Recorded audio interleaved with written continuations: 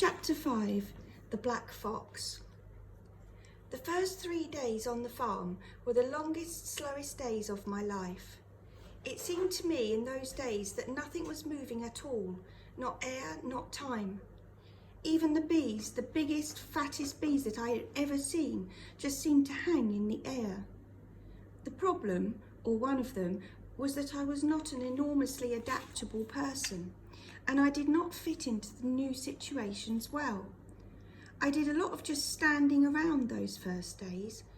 I would be standing in the kitchen and Aunt Millie would turn around, stirring something, and bump into me and say, "Oh my goodness, you gave me a scare. I didn't even hear you come in." "When did you come in?" "Just a minute ago." "Well, I didn't hear you. You are so quiet." Or Uncle Fred would come out of the barn, wiping his hands on a rag, and there I'd be, just standing, and he'd say, "Well, boy, how's it going?" "Fine, Uncle Fred." "Good, good. Now don't get into any mischief now." "I won't."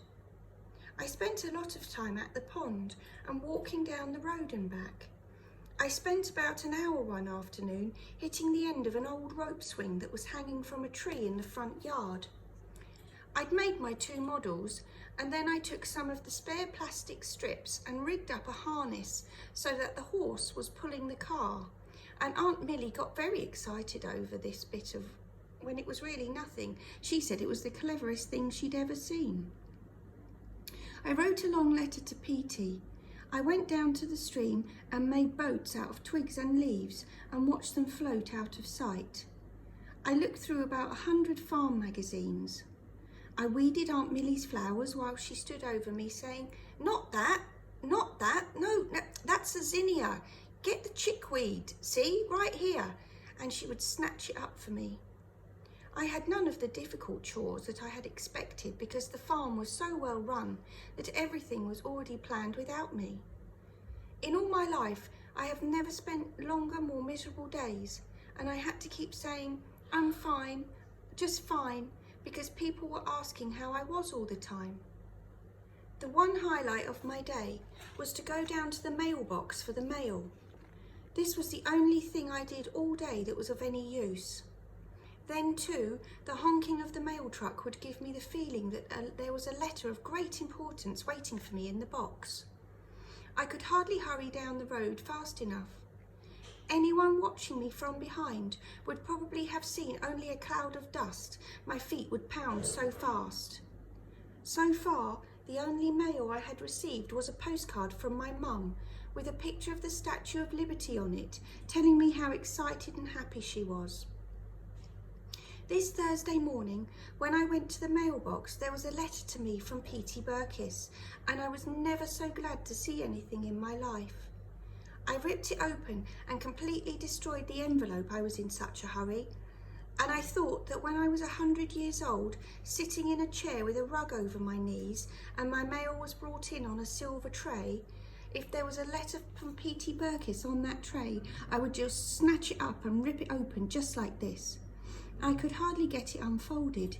Petey folded his letters up small. I was so excited. "Dear Tom, there is nothing happening here. I went to the playground Saturday after you left, and you know that steep bank by the swings? Well, I fell all the way down that. Here's the story. Boy falls down bank while girl onlookers cheer. Today Petey Burkiss fell down the bank at Harley Playground. It is reported that some ill-mannered girls at the park for a picnic cheered and laughed at the sight of the young demolished boy. The brave youngster left the park unaided. Not much else happened. Did you get Chiller Theatre? It was a really good movie on Saturday night about mushroom men. Write me a letter, Petey Burkiss." I went in and gave the rest of the mail to Aunt Millie, who said, "Well, let's see what the government's sending us today." And then I got my box of stationery and went outside. There was a very nice place over the hill by the creek. There were trees so big I couldn't get my arms around them, and soft grass and rocks to sit on. They were planning to let the cows into this field later on, and then it wouldn't be as nice, but now it was the best place on the farm. Incidentally, anyone interested in butterflies would have gone crazy. There must have been 1 million in that one field. I had thought about there being a contest, a butterfly contest, and hundreds of people would come from all over the country to catch butterflies. I had thought about it so much that I couldn't see this really fat lady from Maine running all over the field about 100 yards away from me with butterfly nets and a fruit jar under her arm. Anyway, I sat down and I wrote Petey a letter. Dear Petey, I do not know whether we get Chiller Theatre or not, since there is no TV set here. It is very difficult to know what we could get if we had one. My farm chores are feeding the cows, feeding the chickens, weeding the flowers, getting the mail, things like that. I have a lot of time to myself, and I am planning a movie about a planet that collides with Earth, and this planet and Earth become fused together, and the people of Earth are terrified of the planet because it's very weird looking, and they have heard these terrible moan-like cries coming from the depths of it. That's all so far. Write me a letter, Tom. I had just finished writing this letter and was waiting for a minute to see if I would think of anything else to add, when I looked up and saw the black fox. I did not believe it for a minute. It was like my eyes were playing a trick or something, because I was just sort of staring across this field, thinking about my letter, and then in the distance, where the grass was green, I saw a fox leaping over the crest of the field. The grass moved and the fox sprang towards the movement. And then, seeing that it was just the wind that had caused the grass to move, she ran straight for the grove of trees where I was sitting.